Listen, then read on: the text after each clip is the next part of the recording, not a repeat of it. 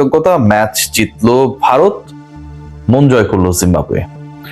যেই দলটা তাদের গ্রুপ পর্বের ম্যাচেসে শ্রীলঙ্কা, অস্ট্রেলিয়ার মতো দলকে হারিয়েছিল, যেই জিম্বাবুয়ে এবারের বিশ্বকাপে কোয়ালিফায়ার খেলে ফাইনালি কোয়ালিফাইড হয়েছিল, গত বিশ্বকাপটা তারা মিস করেছিল উগান্ডা বা এই টাইপের দলগুলোর বিরুদ্ধে যাদেরকে স্ট্রাগল করতে হয়েছিল একটা সময়, সেই জিম্বাবুয়ে টানা 2 ম্যাচ পরাজিত হয়েছে। তবে যেভাবে মন জয় করে নিয়েছে, পরিবর্তিত জিম্বাবুয়ে, বদলে যাওয়া জিম্বাবুয়ে, তাদের অ্যাটাক, তাদের অ্যাগ্রেশন এবং একই সাথে পুরো মন জয় করা ক্রিকেট খেলে পুরোটা নিংড়ে দিয়ে যেভাবে আসলে এবারের বিশ্বকাপে নিজেদের হয়তো পরাজয়ের রেজিস্ট্রেশন, কিন্তু এন্ড অফ দ্য ডে এই পরাজয়টাও যে আসলে কতটা বীরের বেশে অর্জন করা যায় বা বরণ করে নেওয়া যায় সেটা দেখিয়েছে আজকে জিম্বাবুয়ে।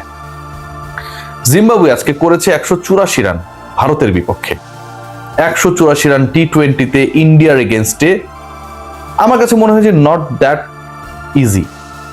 তবে জিম্বাবুয়ে যেভাবে খেলেছে, যেভাবে তারা জানতো যে তারা হয়তো ওই 250 টপকে টিম ইন্ডিয়াকে হারাতে পারবে না, কিন্তু তারপরেও সেই ব্যাপারটা জানার পরেও যেভাবে ফাইট করেছে, শেষ বল পর্যন্ত, লাস্ট 2 বল পর্যন্ত ছক্কা 4 মেরেছে।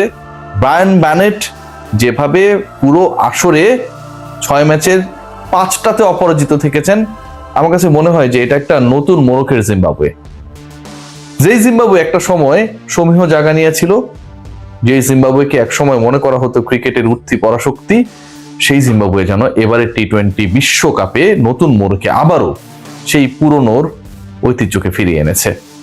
আজকের ম্যাচ নিয়ে বিশ্লেষণ করব এবং ভারতের জন্য এই জয়টা অনেকটা স্বস্তির, তবুও রান রেটের হিসাবে তারা মাইনাসে রয়েছে এবং টিম ইন্ডিয়াকে যদি সেমিফাইনালে যেতে হয়, ভারতের যে পরের ম্যাচটা রয়েছে আপনারা সবাই জানেন 1 তারিখে অনুষ্ঠিত হবে উইন্ডিজের এগেনস্টে।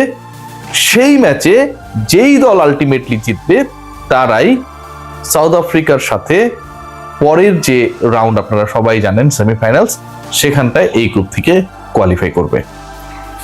এই মুহূর্তের যে সিচুয়েশন, আজকের ম্যাচটা যদি জিম্বাবুয়ে জিতে যেত তাহলে কিছুটা হলেও ইন্ডিয়ার জন্য প্রেসার আরো অনেক গুণ বেড়ে যেত, পরের ম্যাচে জিততেই হইতো এবং রান রেটের হিসাব নিকাশ থাকতো। একই সাথে দক্ষিণ আফ্রিকা এবং জিম্বাবুয়ের যে মধ্যকার ম্যাচটা রয়েছে সেই ম্যাচের রেজাল্টের দিকেও তাদের তাকিয়ে থাকতে হতো। তো ওই ব্যাপারটা নিয়ে আসলে খুব বেশি ভাবতে হবে না। লাস্ট ম্যাচে জিম্বাবুয়ে জিতেও যায়, সাউথ আফ্রিকার যে রান রেট +4 সামথিং, ওইটা আসলে খুব বেশি মানে কি বলবো এফেক্টেড হবে না। এফেক্টেড যেটা হবে না সেই বিষয়ে আলোচনা না করে বরং সরাসরি যেই ব্যাটলটাই আলটিমেটলি ডিসাইড করে দেবে সেমিফাইনাল কারা যাবে, সেইটা আমার কাছে মনে হয় যে 1 তারিখে। এবং সেখানটায় টিম ইন্ডিয়া যে একটা বড় প্রেসারে পড়তে যাচ্ছে সেটা আজকে টিম ইন্ডিয়ার বোলিং এবং জিম্বাবুয়ের ব্যাটিং যেন অনেকটা ইন্ডিকেট করে দিয়েছে। 184 করেছে এবং শিবাম দুবেকে দিয়ে অন্তত লাস্ট ওভারটাও করাতে হয়েছে। 2 ওভার বল করে তিনি যে মাঠটা খেয়েছেন এবং তাকে যেভাবে পিটিয়েছে সিকান্দার রাজা থেকে শুরু করে ব্রায়ান ব্যানেটরা, এক কথায় আমার কাছে মনে হয় যে অবিশ্বাস্য। শেষ পর্যন্ত এতটাই তার দিশেহারা সিচুয়েশন ছিল দুবের, গ্যালারি থেকে শব্দ আসছিল, আওয়াজ তোলা হচ্ছিল, হর্ষধ্বনিটাকে ইন্সপায়ার করার চেষ্টা করা হচ্ছিল যে দুবে, কিন্তু কাজ হচ্ছিল না, কখনো ওয়াইড কখনো নো। এবং খেই হারানো সেই শিবাম দুবেকে শেষ পর্যন্ত আবার ওই লাস্ট ওভার করানোর জন্য ক্যাপ্টেন সূর্যকুমার যাদব নিয়ে এসেছেন, সে ওভারও তিনি 20 রান দিয়েছেন। আজকের ম্যাচের সবচেয়ে আফসোসের জায়গাটা কোথায়? সবচেয়ে আফসোসের জায়গা যেটা, সেটা আমার কাছে মনে হয় যে ব্যানেটের সেঞ্চুরি না পাওয়া। একটু আগে আমি তার স্ট্যাট আপনাদেরকে বলছিলাম। আজকে এই ম্যাচটাকে যদি আমরা খেয়াল করি, এখানটায় তিনি 59 বল খেলেছেন, 164 স্ট্রাইক রেটে ব্যাট করেছেন, 6টা ছক্কা মেরেছেন। যে হাফ সেঞ্চুরি যখন করেছেন তখনও সেটা সবচেয়ে খতরনাক বোলার পেসার জশপ্রীত বুমরা বলে ছক্কা মেরে 8টা 4 মেরেছেন। এবং আর যদি একটা বল পেতেন, শেষ ওভারে শেষ 2টা বল পেয়েছেন, 87তে অপরাজিত ছিলেন, 57 বল খেলে 59 বলে শেষ পর্যন্ত তার স্কোরটা দাঁড়ালো 97 রান।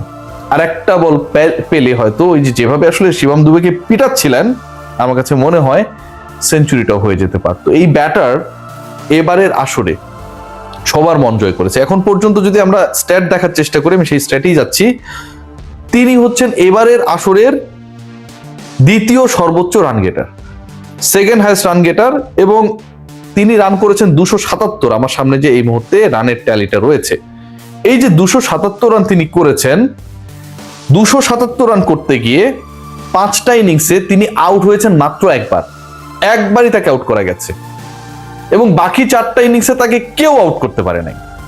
এভারেজ যেহেতু একটা ম্যাচেই তিনি আউট হয়েছেন, সো আলটিমেটলি তার টোটাল রান এবং তার এভারেজ যদি 2 ম্যাচে হইতেন তাহলে ওটাকে 2 দিয়ে ভাগ করে অর্ধেক হয়ে যেত।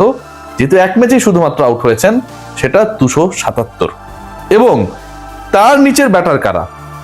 তার নিচে রয়েছেন মার্করাম, তার নিচে রয়েছেন হেটমায়ার, তার নিচে রয়েছেন ঈশান কিষান, তার নিচে রয়েছেন সূর্যকুমার যাদব এবং পাথুম নিসাঙ্কার মতো প্লেয়ার। জিম্বাবুয়ের একজন ক্রিকেটার, এবারের ওয়ার্ল্ড কাপে সেকেন্ড হাইয়েস্ট রান গেটার, এবং যাকে মাত্র অন্য দেশের অন্য দলের ক্রিকেটাররা, অস্ট্রেলিয়া, শ্রীলঙ্কা, সাউথ আফ্রিকার বিপক্ষে তিনি আউট হয়ে গিয়েছিলেন। ইন্ডিয়া, এরকম টিমগুলো, ইন্ডিয়া, অস্ট্রেলিয়া, শ্রীলঙ্কার মতো টিমগুলো তাকে আউট করতে পারে নাই। Second highest run getter Brian Bennett আমার কাছে মনে হয় যে বিউটিফুল, একদমই বিউটিফুল। ব্যানেটের কথা যদি বলি, কেন বলছি যে আসলে ম্যাচ জিতেছে ভারত কিন্তু মন জয় করেছে জিম্বাবুয়ে। একটু যদি আমরা ফিরে তাকাই বোলিং ডিপার্টমেন্টের দিকে, সেখানটাও ভাই অসাধারণ কিছু স্টেট আমরা পাবো। মোস্ট উইকেট টেকার্স যদি আমরা দেখি, তাহলে এখানটাও কিন্তু মুজার রহমানিকে আমরা পাচ্ছি 2 নম্বরে। 12টা উইকেট নিয়েছেন, 5 ম্যাচ খেলেছেন, এবং উইকেট টেকারদের যে তালিকা সেখানটায় নাম্বার 2 তিনি।